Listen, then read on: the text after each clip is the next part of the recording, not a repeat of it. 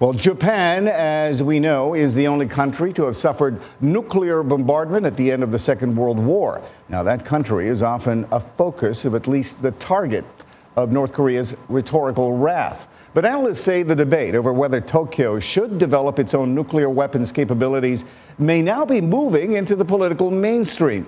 VOA's Henry Ridgewell filed this report from the Japanese capital. A Japanese defense paper this week echoed reported concerns among US intelligence that Pyongyang has achieved the key final step of miniaturizing nuclear warheads. Former Defense Ministry advisor Narushige Michishita. It is possible, or quite likely even, that North Korea can attack Tokyo with nuclear weapons today. And if missiles is launched, it will reach Japan within 10 minutes. North Korea is believed to have more than 200 missiles capable of hitting Japan. An attack on a crowded city like Tokyo would put hundreds of thousands of lives at risk. Japan's constitution allows military action only in self-defense. Hawkish conservatives, including Finance Minister Taro Aso, argue Japan should keep open the option of developing nuclear weapons. The issue is openly debated in South Korea, but polls show just 5% of Japanese want the country to be a nuclear power.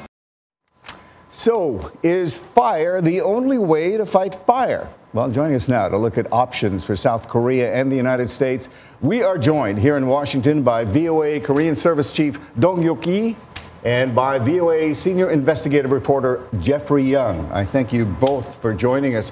Dong-Hyuk, since you are the chief of our Korea service, I want to talk to you about this. Every time this issue has come up, the reaction from South Koreans seems to be a little bit of complacency. Oh, he's done this before.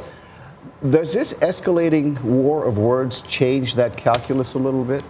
Well, in the past, as you have mentioned, South Koreans have been showing a remarkable calmness to North Korea's threats, to the point of being a little bit callous even. But I think this time situations are a little bit different, and South Korea's stocks and currency have fallen, and people appear to be a little bit more worried about than before about the situation. Well, what's the difference? The difference is South Koreans are familiar with North Korea's bellicose, rhetoric and their, old-fashioned threats. But this time, President Trump has made a really strong statement and direct warning against North Korea, and that might have gotten the attention of South Koreans. So, Jeff, you've been looking at this issue for quite some time now as our strategic asset analyst. But in terms of North Korea's nuclear capabilities, how far along have they come? Are they as advanced as some of the media seems to be suggesting? They have yet to launch a device or detonate a device underground that is in excess of roughly 20 kilotons. Mm-hmm. And what they need for an effective warhead, if they want to compare it to the United States, would be in the range of 330 to 470 kilotons. This is what we have. The Russians have warheads as big as 20 megatons, but that's for different purposes. But for North Korea's use. But regardless of the size of that, Jeff, I mean, do they have the capability to reach the mainland United States? When you look at missiles, when you look at range, you have an inverse relationship between the weight of the missile and the weight of the payload and the range of the missile. The heavier the payload, the heavier the missile, the shorter the range. So the problem with North Korea at this point, technically, is that they have not been able to build an effective warhead that, yes, can fit on a missile and deliver a big enough payload that has an effective detonation to reach the United States. They don't have something light enough to be carried far enough. Right. And this is where the inverse relationship so far is protecting the United States. But the clock is ticking. Yes, it is. And Dong-Hyuk, the reason why we're talking about this and speculating about what might happen is because the president, after his fire and fury comments, actually doubled down on those comments, suggesting that he should have been tougher against Pyongyang. Are South Koreans worried about this kind of back and forth between the United States and Pyongyang? I would say so.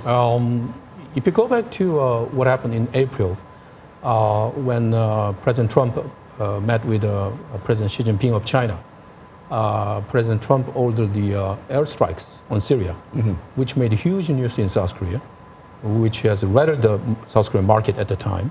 So now the South Korean press is comparing that situation to the latest development. So yes, they are worried about what is going on right now between Washington and Pyongyang. Yeah. So Jeffrey, what kinds of options are available to the United States? How do we fight back against this threat? Well, they stack in this order.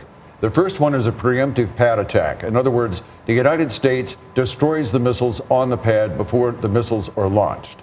This obviously is an act of war in anyone's definition under international law. That's option number one. The second option would be to use the Aegis missile defense system. We have vessels from the United States Pacific Fleet that are deployable on either side of the Korean coast, so that if the missiles are fired from either the west or the east side, the Aegis system works in what's called exo-atmosphere. A missile has a trajectory. When the missile exits the atmosphere and before its re-entry, that's when Aegis can hit it. Aegis has a roughly 75 to 80% success rate on ship-fired missiles. That is option number two. Option number three would be what's called THAAD, which is the Terminal High Altitude Area Defense. THAAD is already deployed to Guam. The deployment happened in April of 2013. THAAD is, according to Lockheed Martin, its manufacturer, a 100% success rate. So that leaves you the options with a fourth, and that is the most dangerous one, and that is leadership decapitation. We can talk about that a little bit further because that's getting really into speculative territory. But I want to talk to you, Dong-hyuk, about THAAD. I know that was a political issue during the last presidential elections. Do South Koreans have faith in the effectiveness of THAAD, the Terminal High Altitude Area Defense System? Well, I think among experts and even among the public, I think there seems to be split opinions and split views. There are some people who believe that the system is capable enough, to deter North Korea's missiles and defend South Korea from North Korea's missile threats. At the same time, there are some experts who are still remain sort of skeptical whether the system is really able to defend South Korea from North Korea's threats. Jeffrey, you just mentioned this. What's the possibility there of other options? You suggested decapitation of leadership. Is that a realistic thing is that something that we would look at aside from, say, a preemptive strike?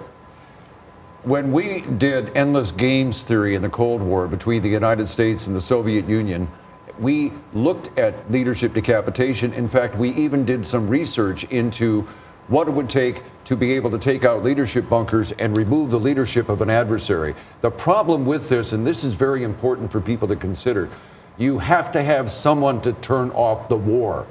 If you decapitate the leadership, you are automatically guaranteeing what is called a second responsive strike. I assume that North Koreans have already looked at that possibility. I thank you, Dong-hyuk and Jeffrey Young. We're going to take another break right now, but when we come back, our final segment on North Korea this week takes a look at the historical and political consequences of the escalating rhetoric between the U.S. and North Korea.